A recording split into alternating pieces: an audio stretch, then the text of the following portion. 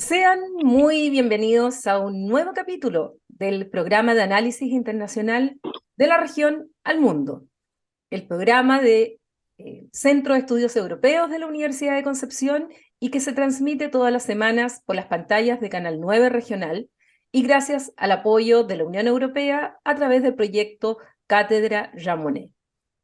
Hoy día tengo el placer de poder conversar sobre temas internacionales que afectan a nuestra región como subcontinente, pero también a nuestra región como localidades dentro de un propio estado. En primer lugar, quiero saludar a la periodista chileno-brasileña Amanda Marton, quien es magíster en ciencia política y además es la encargada de la editorial internacional, si me corriges, Amanda, de la revista Anfibia. Sí, la revista Anfibia es una revista argentina y chilena. Llegó a Chile hace muy poquito y estoy a cargo de la coordinación editorial. Muchas gracias por aceptar nuestra invitación, asimismo al doctor Leslie Benner, que es chileno, pero que se encuentra hace mucho tiempo en el Reino Unido, es profesor de Relaciones Exteriores o de Relaciones Internacionales en la Universidad de Bath, y además tú me dices, Benner, eres vicepresidente de la International Studies Association, sí. Studies Association, y también te agradezco que hoy día quieras conversar un poco de lo internacional. Así que ambos muy bienvenidos a esta nueva temporada de este programa del Centro de Estudios Europeos de la Universidad de Concepción. El mundo está complejo, hay turbulencias, hay cambios en el sistema internacional, eh, las placas tectónicas se están moviendo y a veces ni siquiera nos damos cuenta de las implicancias que van a tener. Y es por ahí donde quiero partir con ambos. Primero, ¿qué observan ustedes como grandes cambios de los cuales estamos siendo testigos en el ámbito internacional y que va a ir moldeando un poco el escenario hacia el futuro? Parto contigo, Amanda. Muchas gracias, Pauli. Creo que estamos en una situación en que es inevitable pensar que somos un mundo, ¿no? Tradicionalmente pensamos que Chile es nuestra única prioridad y nos centremos en los problemas nacionales, pero lo cierto es que cualquier problema que una nación o un país viva tiene que compararse o analizarse en un marco global, ¿no? Vemos muchas similitudes entre lo que pasa o ha pasado entre Brasil y Chile en específico en los últimos años. Y tenemos que considerar también lo que pasa con los otros países del mundo y cómo algunas cosas, por mucho que no se pueda hacer paralelismos iguales entre un país y otro, la verdad es que vemos similitudes entre lo que ocurre en un país y otro país. Creo que eso es clave de tener en consideración en estos tiempos porque complejizan el debate y nos hacen ver finalmente nuestras pasiones, en particular de nosotros tres, que es que estamos insertos en un mundo en el que todo se conecta directamente, ¿no? En específico, en el último tiempo, particularmente las últimas semanas, hemos visto una crisis profunda en Brasil, pero es una crisis que también tiene muchas similitudes con crisis que hemos visto anteriormente, como por ejemplo en Estados Unidos o en Europa, incluso algunas similitudes con crisis que hemos visto en Chile en los últimos años. Creo que ese es un buen punto de partida para iniciar nuestra conversación, las similitudes que podemos tener entre los países y que eso lo sabemos, no es una mera coincidencia, ¿no?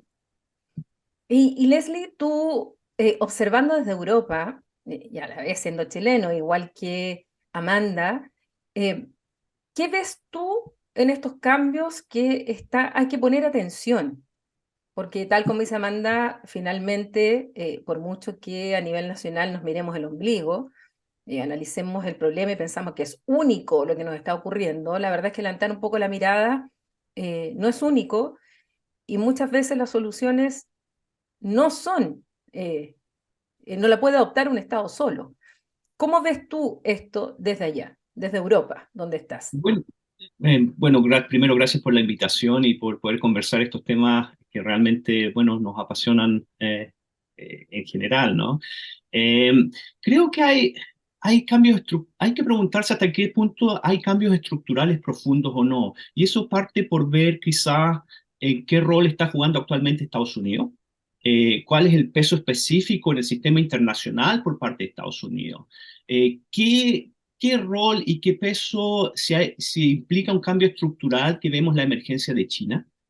¿Qué tipo de interacción está teniendo con Estados Unidos? ¿Estados Unidos sigue acomodando a China o no? ¿Trata de socializar a China dentro del sistema liberal internacional?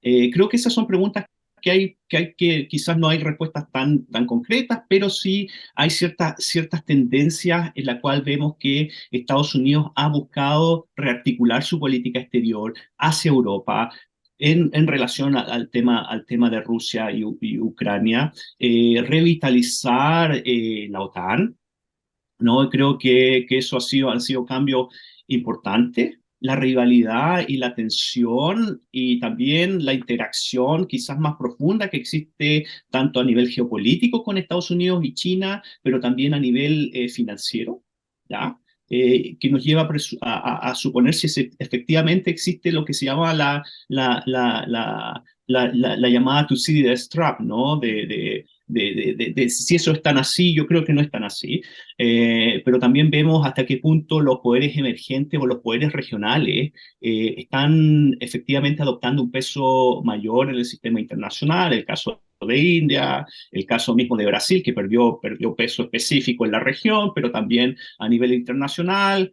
Pero también eso, tenemos una serie de estados que están fuera del llamado, que tratan de erosionar desde afuera del sistema liberal internacional, ¿no? El sistema de normas como democracia, como derechos humanos, cambio climático, feminismo. Y eso desde afuera van erosionando, ¿no? Que son las llamadas, quizás algunos estados parias, otros son más autocráticos, otros son autoritarios, pero también vemos que un fenómeno que Amanda ya mencionó, es como desde adentro del sistema liberal internacional vemos una serie de cuestionamientos a estándares normativos, ¿ya? En temas de derechos humanos, en temas de democracia nuevamente, que son los llamados gobiernos populistas, que van erosionando desde adentro prácticas de entendimiento mutuo, bilateral, pero también multilateral, y también quizás en el sistema de integración y de cooperación regional. Y ahí están los casos del populismo de Trump, ¿no? De Bolsonaro, pero también hay populismos de izquierda que también generan también prácticas quizás de resistencia y de otro tipo, que erosionan de otra forma el sistema liberal internacional. Ahora, desde ese punto de vista, bueno, primero explicarle a quienes nos escuchan esto que tú mencionas de la trampa de Tucídides, que es cuando existe una gran potencia y ve que otra empieza a surgir. Esto llevaría necesariamente a un enfrentamiento. Algunos lo han planteado así, en esta lucha entre Estados Unidos y China como potencia emergente, eh, y que ya se enfrenta claramente a Estados Unidos en varios ámbitos. Pero hay uno en particular que me gustaría que a lo mejor ustedes pudieran pronunciarse, porque hay un autor que es Joseph Nye, que plantea que aquí en realidad en esto que Trump fue con esta guerra comercial o guerra arancelaria, finalmente ambos fueron perjudicados en esta guerra por la interdependencia que ellos tienen. Y dice que en realidad con China lo que habría no es una guerra o un enfrentamiento económico tradicional, sino que el verdadero, incluso habla de rivalidad competitiva. Y lo que plantea es que lo que hay en realidad es una rivalidad real en el ámbito de las tecnologías, del 5G, de la innovación, del manejo de datos, de inteligencia artificial, que ahí estaría realmente el enfrentamiento entre Estados Unidos y China, y más aún pensando en que China estaba invirtiendo, no sé ahora con los problemas económicos que ha tenido con la COVID, el 7% de su Producto Interno Bruto en innovación, ciencia y tecnología. O sea, se están preparando para esa guerra, y ahí tal vez aparece Occidente como ya quedando detrás de esa guerra. ¿Cuánto creen ustedes que eso se da en este nuevo contexto? Sobre todo viendo, por ejemplo, en el caso de Chile, Mike Pompeo nos dijo aquí en nuestra propia cara en un programa de televisión que si nosotros le comprábamos o permitíamos el 5G de los chinos íbamos a ser sancionados. Y finalmente Chile no lo hizo y su fibra óptica no se fue por China, sino que se fue finalmente por Australia. ¿Qué opinan de esa configuración y qué rol van cumpliendo Europa, América Latina, el mismo Brasil, el Reino Unido, en tu caso que vives allá, Leslie? Amanda. Es interesante lo que planteas, Pauli. Hay muchas discusiones académicas o de estudiosos en relaciones internacionales justamente en cuanto a eso, ¿no? Yo creo que salvo excepciones como lo que vemos entre Ucrania y Rusia, por ejemplo, la tendencia es que cada vez menos nos enfrentemos a contextos de una guerra dura entre dos potencias grandes, como lo que ocurrió en su momento entre Estados Unidos y la Unión Soviética, que además estaba muy enlazado a aspectos ideológicos, ¿no? Pero específicamente lo que ocurre hoy con China me parece muy curioso porque ningún país, incluso cuando hay diferencias ideológicas importantes con lo que es el régimen chino, puede ceder o abrir mano, como decimos en Brasil, de relacionarse con China, ¿o no? Y ahí empiezan a haber algunas discusiones ya más de carácter quizás ideológicos, o qué tan hipócrita, entre comillas, puede ser algún líder de relacionarse con un país que es completamente distinto a sus principios, ¿o no? Pienso, por ejemplo, lo que ocurrió con Brasil cuando Bolsonaro llega a la presidencia. Un segundo, disculpe, eso de teletrabajar desde la casa no siempre es muy ameno. Lo que ocurre con Bolsonaro cuando él llega a la presidencia, en muchos casos él planteó, ¿no? Estamos en contra de todos los regímenes de izquierda, no nos vamos a relacionar con los regímenes de izquierda, hasta que un periodista muy atento le dijo, bueno, pero ¿y China? Ah, bueno, China lo vamos a ir viendo punto a punto, porque una de las grandes relaciones económicas que tiene Brasil es justamente con China. O sea, incluso los líderes más populistas, si uno quiere decir, o más radicales en su discurso, no pueden finalmente ignorar lo que decía a un principio, ¿no? Que por supuesto que el país es importante, su política interna es importante, pero estamos insertos en un mundo. Y en ese sentido, creo que tanto China como otros países han sido muy inteligentes en manejar sus relaciones internacionales, ¿o no? Vemos, por ejemplo, que Europa es sumamente dependiente de Rusia, incluso cuando tienen malas relaciones ideológicas o cercanas uno con el otro. Disculpa. Y con respecto a China en específico, sí creo que la batalla tecnológica va a ser muy importante entre China y Estados Unidos, pero creo que China ha dado la batalla en otras materias también. Y un caso clave que podemos recordar más reciente, aunque nadie ya quiere hablar de la pandemia a estas alturas, es como China, pese a haber tenido la imagen manchada porque el COVID-19 se inició en su país y sabemos que hubo una demora en informar al resto del mundo sobre el potencial de esa crisis. Luego, un segundo, disculpen. Luego, China, cuando... ¿Me escuchan? Disculpa, Sí, tengo sí, sí. mala... Te sí. escuchamos perfecto. Perdón, que me apareció un mensajito de que tenía mala la conexión. China lo que hace es justamente iniciar una diplomacia de las herramientas o los útiles de aseo o útiles médicos como mascarillas, los guantes médicos y otros elementos, ¿o no? Y eso en un momento en que justamente Estados Unidos estaba liderado por Donald Trump, que cuestionaba un poco lo que ocurría con el COVID o los cierres masivos, y China de repente se posiciona como un gran donante o en algunos casos regalando o vendiendo a bajo costo esos materiales. Entonces, creo que en relaciones internacionales hoy no basta con hablar del poder duro de el ejército, que Estados Unidos sigue teniendo el ejército más poderoso del mundo. No basta hablar solamente de dinero, economía, que China y Estados Unidos tienen grandes economías, sino que también es importante hablar de poder blando o incluso cómo nos relacionamos en las regiones en que nos movemos, ¿o no? En su momento Brasil en específico fue muy poderoso para Latinoamérica o por sus relaciones con, bueno, con el Mercosur en general, pero también con África, y se posicionó como un gran líder en la región. Nunca va a ser Estados Unidos, nunca va a ser China por varios aspectos más duros que mencionábamos, pero sí lo puede ser por aspectos más blandos de diplomacia, de cultura, como vemos que actualmente, por ejemplo, no conozco a ningún adolescente que no escuche K-pop, ¿no? Y Corea del Sur se está manifestando fuertemente en términos de cultura. Entonces, creo que cuando se trata de seres humanos no podemos ignorar que somos seres complejos y por lo mismo las relaciones internacionales van a ser complejas y tienen que tener en cuenta todas esas dimensiones de influencia, algunas más tajantes en nuestro día a día, otras no tanto, pero que sí nos va relacionando con los otros países y también les va dando a los poderes de esos distintos estados herramientas para negociar en el día a día.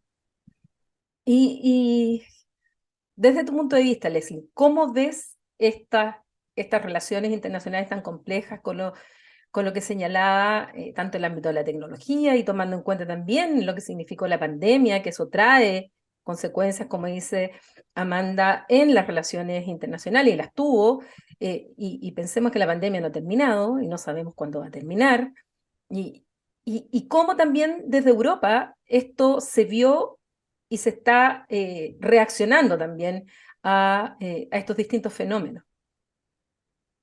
Bueno, por un lado, creo que en el caso de China, lo que tú mencionabas antes de Joe Nye, creo que Joe, hasta cierto punto, habla de poder duro, por blando, y nos habla de una serie de áreas temáticas o lo que se llama issue areas, ¿no? De la diplomacia y las relaciones internacionales, y donde se está llevando toda esta competencia, rivalidad, y creo que acá hay que hacer la diferencia conceptual entre lo que es ser enemigo y lo que es ser rival. ¿Ya? Y creo que eso nos dice, la rivalidad entendida en este sentido, como lo entiende Nye, Mm. es a través de esa competencia, ¿ya? De quién llega primero, ¿ya? ¿Quién impone los estándares en temas de gobernanza, por ejemplo, en seguridad cibernética, en temas de cooperación incluso, ¿ya? La cooperación, si bien los actores buscan cooperar muchas veces, también siempre existen ciertas asimetrías sociales o de poder material, como tú las quieras llamar, en la cual hay alguien que busca generar y como servir la mesa, ¿no? Es como preparar esa interacción diplomática. Entonces siempre hay un tema de poder detrás. Ahora, ¿cómo conceptualizamos el poder en términos materiales, sociales? Creo que hay libertad en ese sentido. Y creo que ahí, cuando uno vuelve al tema de Estados Unidos y de China y esa rivalidad, creo que ahí hay nuevas áreas temáticas en las cuales sí existe esa rivalidad. ¿Ah? Existe también esa rivalidad y ese prestigio en el tema de la pandemia, ¿ya? ¿Quién llega primero? Por eso creo que para el Reino Unido fue tan importante invertir y llegar primero en el tema de las vacunas, ¿ya? Así también para Estados Unidos, así también para China, ¿ya? Rusia. Tuvo una narrativa, hasta cierto punto las narraciones o contar una historia construye realidades. ¿Ya? ¿Hasta qué punto en el momento de la pandemia, hasta qué punto esas vacunas eran efectivas? No teníamos muchos datos duros, ¿no? Incluso, por ejemplo, siempre hubo como cierta distancia hacia las vacunas de Rusia, ¿no? Y la misma efectividad de China, ¿ya? Entonces, pero ese tipo de historias, de narraciones de éxito dentro de un contexto de crisis generan ciertas ventajas, rivalidades y competencias. Y si uno lo lleva a otras áreas temáticas como el tema de la seguridad cibernética, vemos que existe una serie de interacciones y confrontaciones entre los estándares que quiere poner Estados Unidos, la Unión Europea y China. Y también el tema de la desinformación que se genera en esto, ¿no? Que falta hasta cierto punto una estructura de gobernanza en la cual los estados, porque tienen distintos intereses, distintas visiones, generalmente la cooperación se hace difícil, ¿ya? Y creo que eso es importante rescatar. Y en el tema, bueno, volviendo al tema de la pandemia, creo que, bueno, obviamente demuestra que hay que hacer ciertos cambios sustantivos quizás en el sistema de cooperación multilateral en estos temas. Obviamente porque también se generó un proceso de reversión de un nacionalismo en cómo se manejaba la pandemia, en el cual muchas veces muchos actores no escuchaban a las recomendaciones de los organismos expertos, ¿ya? Entonces se van generando todos estos movimientos en lo cual vemos que hay nuevas áreas temáticas en las cuales los estados están invirtiendo, pero están invirtiendo quizás con una visión más obviamente desde su propio interés, y eso obviamente va a generar una dificultad en los resultados de la cooperación. Y existen distintas visiones normativas al respecto. Está la visión china, está la visión americana, está la visión rusa, ¿ya? Obviamente ahí Rusia actualmente está preocupado de otros temas, ¿ya? Pero sigue estando presente, ¿ya? Y sigue estando presente en esas nuevas áreas temáticas. En ese sentido, Leslie, tomando otro autor, y hay algo que a mí me está preocupando particularmente estas últimas semanas, es John Mearsheimer, donde plantea que cuando le pregunta si es posible una tercera guerra mundial, él dice que es poco probable, pero no imposible. Y él ve la parte más caliente del globo terráqueo en el mar de China. Incluso él plantea que está tan militarizada esa zona que incluso un accidente podría llevar a una escalada en que no supiéramos dónde termina. Y efectivamente en esa zona cada vez hay más barcos, cada vez más hay portaaviones, cada vez más pero de todos los países, no solamente Estados Unidos, no solamente de China, sino que también de los aliados de estos. Y está el tema puntual que siempre va a estar latente, que es el tema de Taiwán. Y por otro lado, estamos viendo que a raíz del conflicto, la guerra entre Rusia con Ucrania, estas últimas semanas los estados de Occidente han decidido aumentar potencialmente y notablemente su apoyo a Ucrania con armas ya que pasan a otro nivel. O sea, ya no solamente las armas que se les entregó antes y durante el inicio de la guerra, sino que ya lo que se le está entregando hoy día, Alemania está entregando ya armamento pesado, Francia también, el Reino Unido también lo ha señalado, Polonia incluso se está abriendo para entregar otro tipo de armamento a Ucrania. En el fondo se está, bueno, y por otro lado también los países, sobre todo europeos, están logrando lo que tanto tiempo quisieron los presidentes de Estados Unidos, que se pusieran a invertir más en defensa y cumplir con lo que es el aporte que tienen que hacer a la OTAN, cosa que no habían hecho hasta el momento. Veo una militarización hoy día que es bastante preocupante. ¿Lo observas tú también de esa manera? Más aún con las tensiones que se dan en el mar de China, con la situación de Taiwán, que está compleja. Hoy día Kim Jong-un lanza misiles y no aparece ni siquiera en un breaking news, y antes era casi la Tercera Guerra Mundial. Y Kim Jong-un lanza y lanza y lanza misiles y que caen incluso en la zona económica exclusiva de Japón. ¿Cómo ves tú esa situación? ¿Cuarto yo? Sí, Leslie, Ok. te queda a ti primero. Eh, sí, pero también hasta qué punto actualmente, dado los temas y el tema de Rusia y Ucrania, hasta qué punto también ha habido una mayor cobertura de los temas internacionales, ¿no? De que eso han sido más salientes.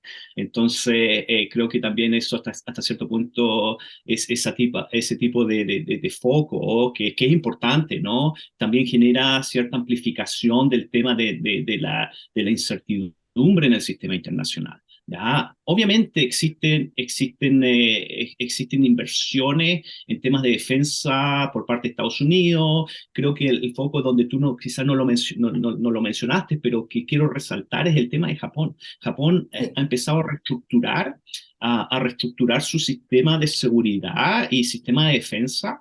Y obviamente y es en cooperación con Estados Unidos, ¿no? Aún así, Japón siempre ha sido un aliado importante de Estados Unidos en la región. También Estados Unidos ha avanzado aún más su sistema de cooperación en temas de defensa con Australia. Creo que con Corea del Sur ya es bastante histórico eso.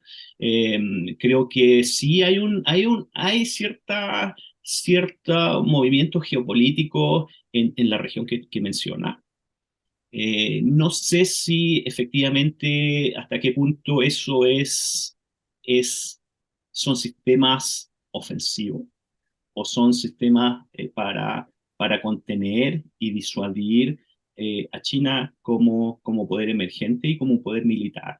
¿Ya? Entonces creo que y ahí es donde creo que el tema de Mersheimer cae corto, porque John Mersheimer habla de lo que se llama el realismo ofensivo, Mm. y hasta cierto punto todas sus visiones teóricas, y podemos elaborar, y creo que acá no es el contexto para hacerlo, pero creo que él cae corto y falla bastante mal en todas sus predicciones teóricas, en toda su visión teórica y cómo teoriza. Y creo y creo que hasta cierto punto el tema de Rusia con Ucrania lo demuestra, ¿ya? Eh, Ahora, de que existe una rivalidad, sí, existe cierta capacidad cómo los estados van invirtiendo en su aparataje de defensa, ¿ya? Si son disuasivos, si son ofensivos. ¿Ya? Y creo que ahí es importante. Obviamente, generalmente no hay que olvidarse que como Amanda señaló, los seres humanos son complejos y generalmente cuando existen ciertos misunderstanding o no entendimiento o percepciones que son erróneas, eso puede llevar a una espiral de decisorio que es malo. O sea, y bueno, ahí está el tema de Putin también, que cómo decidió y por qué decidió y cuáles son los contextos y los factores que explican la decisión de invadir Ucrania. ¿Ya? Obviamente hay un mal cálculo detrás, ¿ya? Pero en el tema de Rusia, creo que China no se ha metido mayormente, ¿ya? Aún así que China lo ve como un aliado quizás, eh, no sé cómo plantearlo, pero es un tipo de aliado que te apoyo, Incómodo. ¿ya? Es un aliado incómodo, pero yo hasta cierto punto creo que, dado el contexto geopolítico de que comparten fronteras, de que tienen temas pendientes, ¿ya? Eso no se habla mucho, es hasta qué punto es mi aliado, pero es más debilitado que yo. Mm. Y la guerra está transformando a Rusia no en un poder global, sino a lo mucho en un poder regional que va en decadencia, ¿ya? Y desde mi punto de vista, la empresa la empresa de ir a Ucrania es un síntoma de esa decadencia de Rusia en el sistema internacional, de ser un poder regional quizás atípico al resto de los BRICS, ¿no? De los estados BRICS, y va generando un síntoma de fatiga, ¿ya?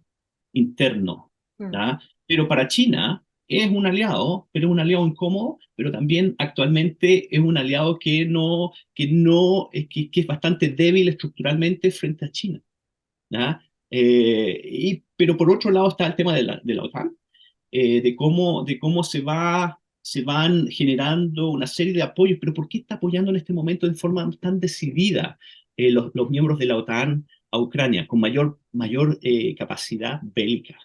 ¿Ah? Mm. ¿Son armamentos que son ofensivos o son solamente defensivos? Ucrania no ha salido de Ucrania, por decirlo de alguna forma. ¿Ah? Se está defendiendo. Mm. Y creo que eso es importante. Está repeliendo un ataque, está conteniendo un ataque y está sacando en este caso, a los invasores, ¿ya? Y creo que el sistema operativo de defensa que está proveyendo la OTAN es en línea de eso, ¿ya? No es ofensivo, en el sentido de que haya un plan maestro orquestado para después ir a tomarse Rusia. Eso no está en mente, ¿ya? Pero ¿por qué se le está dando actualmente tanto? Porque existe la percepción de que, eh, de que podría haber un eventual colapso, ¿ya?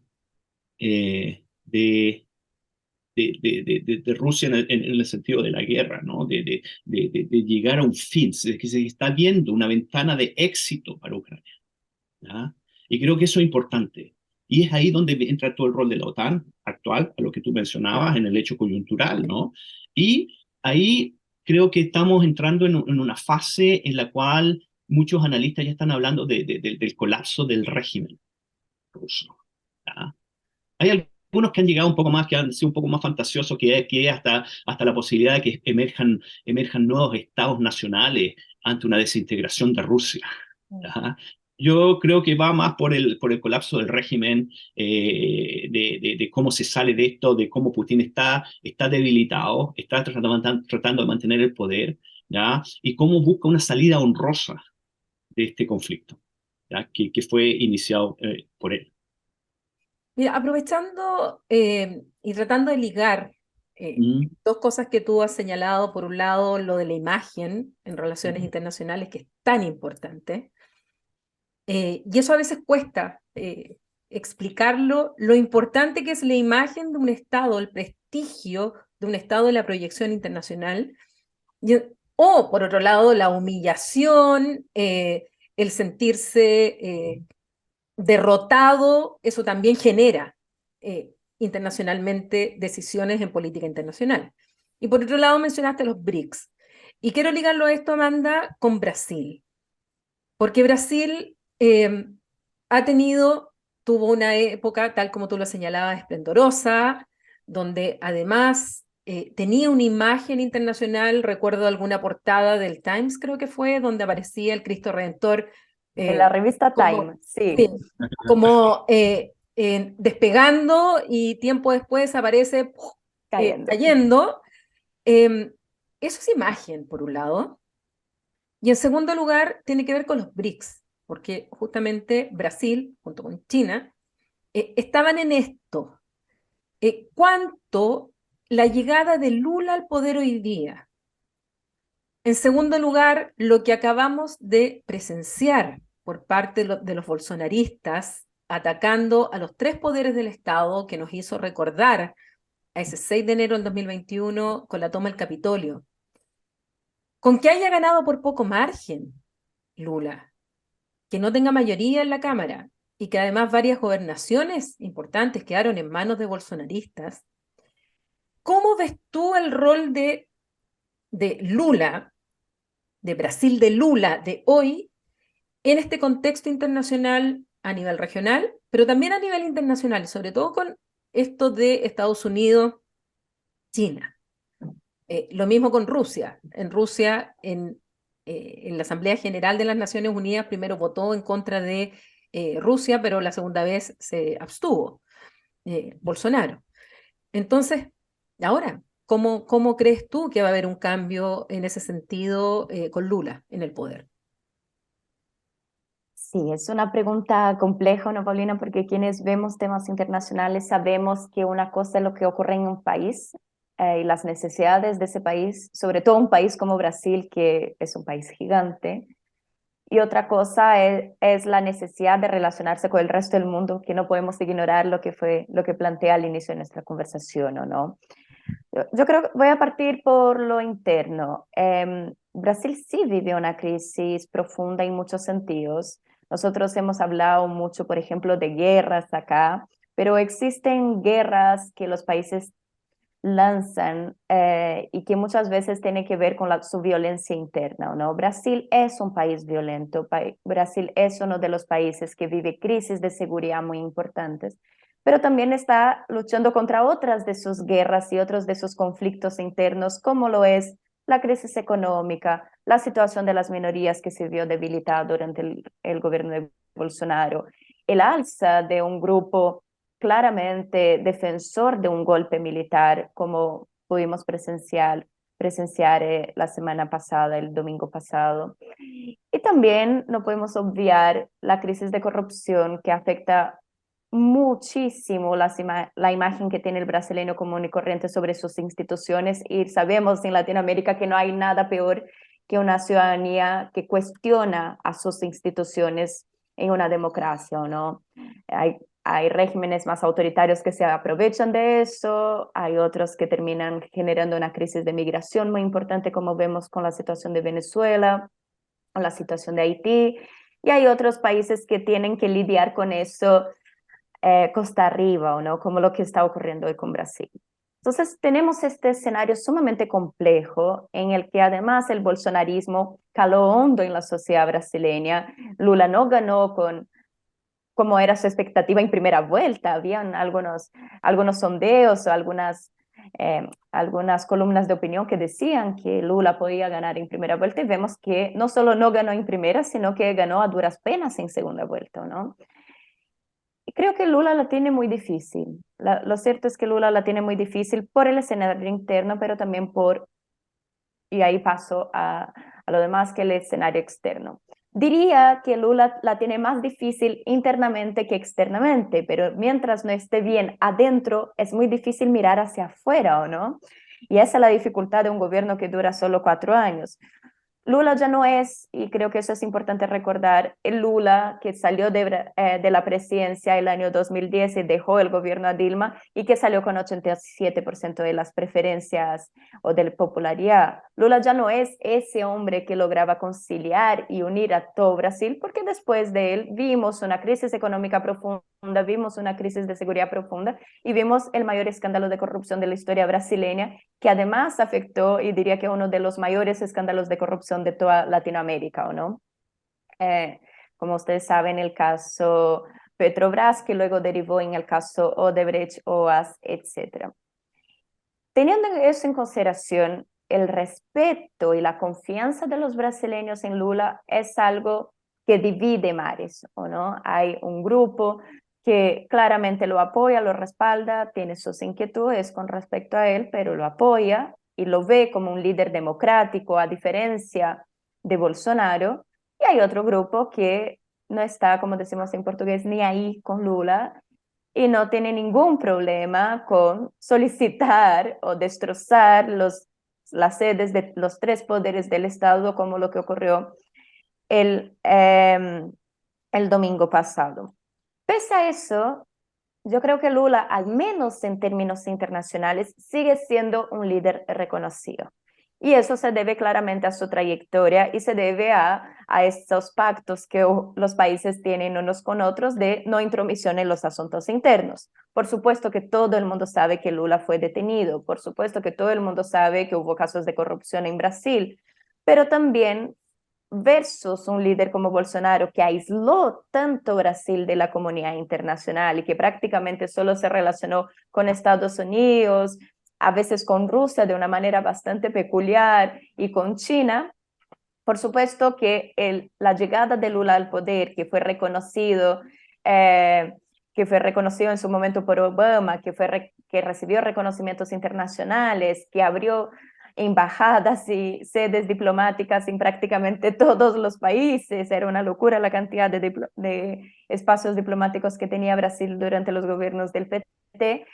Habla de que Lula sí tiene muy buenas relaciones internacionales. Y Lula dijo cuando asumió la presidencia que busca volver a poner Brasil en el debate global.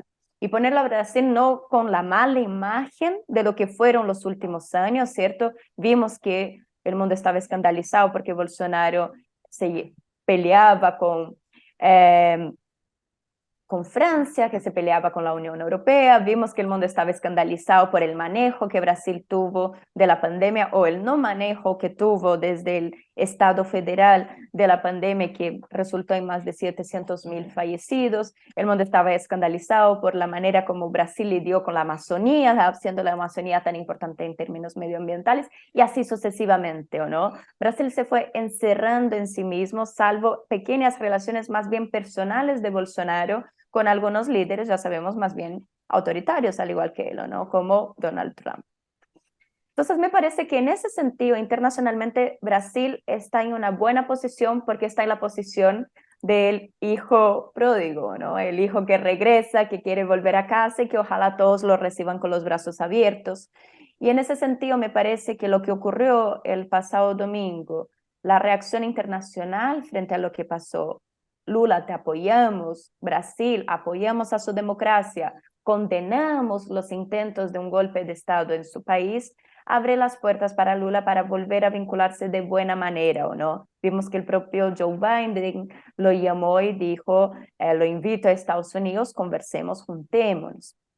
Creo que Lula en ese sentido puede tomar un camino en relaciones internacionales similar al que tuvieron los gobiernos del PT en años anteriores, que era justamente de posicionar Brasil como un líder global, quizás no igual, como decíamos, a lo que es Estados Unidos, a lo que es China, pero sí un líder que es el quinto país más grande del mundo, que tiene una población de 220 millones de habitantes, que tiene una economía más o menos considerable, ya no es el quinto más poderoso del mundo, pero está entre los 10 primeros.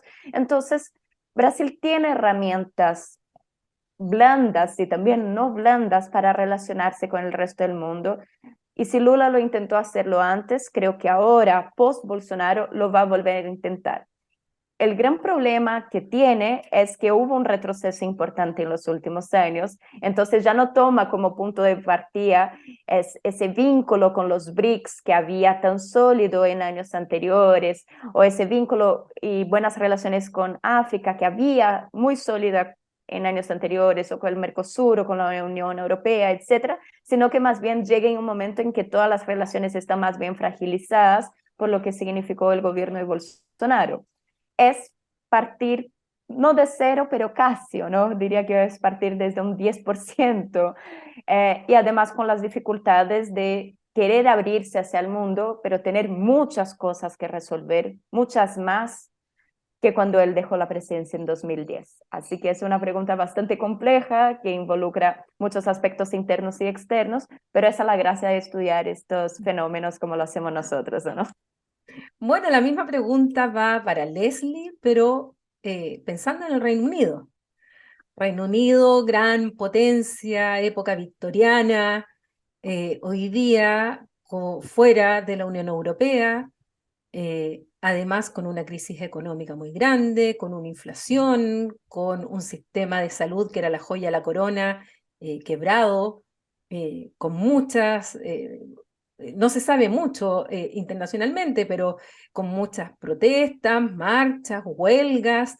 El año 2022 vimos 3 primeros ministros, la primera ministra que menos ha durado en el cargo, como el caso de Liz Truss, con un partido conservador muy complicado, que si las elecciones fueran hoy día, sencillamente casi desaparecerían. Eh, bueno, ¿qué pasa con el rol del Reino Unido también en el contexto europeo, pero también en el contexto mundial? Porque el Reino Unido sigue siendo miembro del Consejo de Seguridad con carácter permanente, sigue teniendo el arma nuclear, sigue teniendo capacidad militar. Entonces, ¿qué está pasando? ¿Cómo ves tú, Leslie, el posicionamiento del Reino Unido a nivel europeo, pero también a nivel global?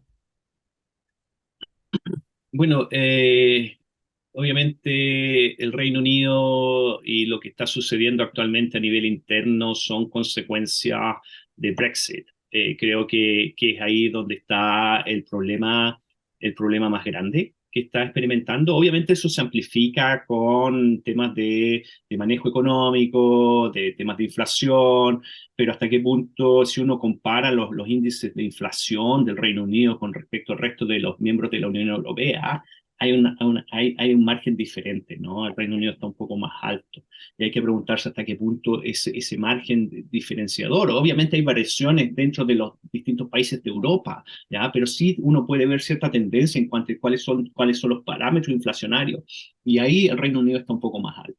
¿Ya? Y bastante más alto, por decirlo de alguna forma. Y hasta qué punto eso responde o no al tema del Brexit. ¿Ya? Una de las cosas, como decía cuando te respondí una de las preguntas anteriores que me hiciste, y cuando mencioné, bueno, ese tipo de narraciones construyen realidades, discursos construyen realidades. ¿No? Y hay parte también de omisión del discurso. ¿Ya? Y la omisión pasa porque la élite política no habla del Brexit directamente. O sea, no existe un tema de discutir de que hasta qué punto el tema de la inflación o esos márgenes extras de inflación que tenemos o números extras de inflación que tenemos actualmente se responden a un problema que genera el Brexit. ¿Ya? Que genera la falta de, obviamente, que los productos se encarecen. El Reino Unido no produce mucho, en realidad tiene una calidad de servicios muy alta, muy buena, pero en términos alimentarios no es autosuficiente. ¿Ya? Entonces va generando un encarecimiento de los productos. ¿Ya? ¿Y hasta qué punto eso es la crisis económica? ¿Y hasta qué punto es esa crisis que viene del Brexit? ¿Ya? Y esa crisis del Brexit viene también que se genera a nivel de competencia intrapartidaria del sistema político, ¿ya? Dentro del mundo de los Tories o los conservadores, pero también en competencia interpartidaria, ¿ya? El partido de extrema derecha, donde estaba Farage, ¿ya? También dentro del laborismo. El laborismo ha sido se ha mantenido bastante distante del tema de las culpas del Brexit, por decirlo de alguna forma. ¿Ya? Existen distintas visiones dentro del laborismo también, en cuanto al Brexit, si se apoyaba el Brexit o no. Entonces creo que eso también lo hemos olvidado un poco. ¿Ya? Y creo que el Brexit obviamente genera un problema económico a largo plazo. Dentro de eso, el Reino Unido a nivel internacional ha tratado de crear unos mecanismos de suplir la falta de tratados de libre comercio que existían con la Unión Europea, ¿ya? Lo ha tratado de reemplazar. Pero también vemos que hasta qué punto ciertos actores relevantes para el Reino Unido en relaciones económicas internacionales le han dicho que no, ¿ya? O han hecho el camino de realizar ciertos acuerdos comerciales bastante difíciles. ¿Ya? Y creo que ahí está el rol de Estados Unidos. Biden ha sido bastante claro con respecto al tema de Irlanda del Norte, ¿ya? Pero también a que el Reino Unido no tiene esa capacidad en una negociación comercial, de pedir demasiado a Estados Unidos. ¿Ya? Entonces, que sí respecto dentro de la Unión Europea, el peso de la Unión Europea, y en cuanto a los estándares comerciales, en cuanto a los estándares que se negocian en una negociación de tratado de libre comercio, es totalmente distinto. En la Unión Europea, como bloque comercial, se puede decirle a Estados Unidos ciertas cosas. ¿Ah? Y hasta decir, bueno, no va a haber acuerdo comercial. ¿Ah? Entonces el Reino Unido se está dando cuenta de que existe, de que ese poder o esa autoestima de ser un poder grande en el concierto internacional, no necesariamente cuando estás solo, tu poder específico dentro de un proceso de negociación tiende a bajar. Lo mismo sucede cuando Theresa May en algún momento fue a India a golpear la puerta para generar un acuerdo comercial. Modi les dijo, apreciamos la visita, pero no necesitamos mayormente este acuerdo comercial. Porque obviamente India está en un proceso de industrialización todavía, ¿ya? Y hasta cierto punto India negocia tipos de acuerdo comercial en los cuales busca proteger su industria, ¿ah? Que está todavía incipiente y está desarrollándose. Creo que pasa por eso. La capacidad del Reino Unido también de buscar ciertas alianzas con estados que fueron colonias, creo que tampoco les ha resultado. Entonces, es bastante, creo que existe una autopercepción de ser un poder importante, ¿ya? Pero que en términos conductuales en lo internacional no le está dando resultados, ¿ya? Y creo que está cambiando un poco la percepción a nivel ciudadano de haberse salido de la Unión Europea. ¿Ya? La élite política, obviamente, por razones estratégicas y de subsistencia electoral, no ha indicado al Brexit como el problema detrás, ¿no? Y obviamente estratégicamente no lo va a hacer, ¿ya? Obviamente eso genera frustración, genera desesperanza en lo económico, y obviamente eso va a generar un impacto en las posibilidades económicas de la gente, no solamente a nivel de la inflación o la capacidad adquisitiva, pero también de trabajo, ¿ya? Con el Brexit también tú nombraste algo del sistema de salud. Bastantes enfermeras y médicos se volvieron a sus países de origen, ¿ya? Que vienen Camioneros de la Unión. también, que tuvieron ahí problemas muy graves. Exacto, entonces eso va minando y erosionando la moral de la gente, ¿ya? Pero también va cambiando la percepción que existe con respecto a Europa. Ahora, en lo geopolítico, lo que hasta cierto punto ha ayudado al Reino Unido a mantener esa visión. Bueno, el Reino Unido, obviamente, son cuatro naciones, ¿no? Entonces, yo estoy hablando más porque el tema de Escocia es un tema aparte, ¿eh? Pero dentro de la percepción de la élite de Londres, la élite política, ¿ah? es ese sentido de unidad y de tener cierto peso específico todavía en el contexto geopolítico está dado por Rusia. Y está dado por Rusia en el tema de Ucrania, ya que ha facilitado tener generar cierto tipo de liderazgo desde el continente europeo en cuanto a proveer armamento y capacidad tecnológica para Ucrania para contener el avance ruso, ¿ya? Y creo que ese es el margen, pero eso está dado por un contexto en el cual el Reino Unido fue reactivo, ¿ah? Pero no ha tenido esa capacidad de generar una estrategia de política exterior fuerte en los otros temas, ¿ya? Que les haya dado dividendo. Y creo que ahí el tema del estatus y la reputación internacional del Reino Unido ha sido dañada en el largo plazo por el tema del Brexit, de cómo se negoció con la Unión Europea, cómo afectó otro tipo de relaciones diplomáticas directamente con Estados Unidos. Y eso obviamente ha generado un impacto fuerte a nivel político, ¿ya? Y obviamente la crisis económica, hay parte que es de Brexit y parte que viene de una crisis económica global. Bueno, creo que la conversación ha estado muy, muy interesante, muy profunda en varios temas que normalmente no se comentan en programas de televisión como es este. Yo les agradezco muchísimo. Vemos, percibimos ciertas cosas que pese a la distancia y a lo distinto, que puede ser Brasil, que puede ser el Reino Unido, hay cosas que, que, es- que son similares, hay grandes diferencias, pero también ciertas similitudes, y que sin duda estamos en tiempos complejos, estamos en tiempos de cambios, y lo vamos a seguir analizando de la región al mundo. Así es que muchas gracias, Amanda, muchas gracias, Leslie, y a ustedes, a quienes nos ven cada semana, recuerden, todas las semanas está de la región al mundo a través de las pantallas de Canal 9 Regional, invitados e invitadas de distintos países para analizar la coyuntura de lo que ocurre fuera de nuestras fronteras, pero que tiene impacto, indudablemente, aquí en la región. Por eso de la región al mundo, todas las semanas está aquí para ustedes. Nos vemos en una próxima oportunidad y recuerden que este es un programa del Centro de Estudios Europeos de la Universidad de Concepción con el apoyo de Erasmus Plus, la Cátedra Jean Monnet. Nos vemos pronto.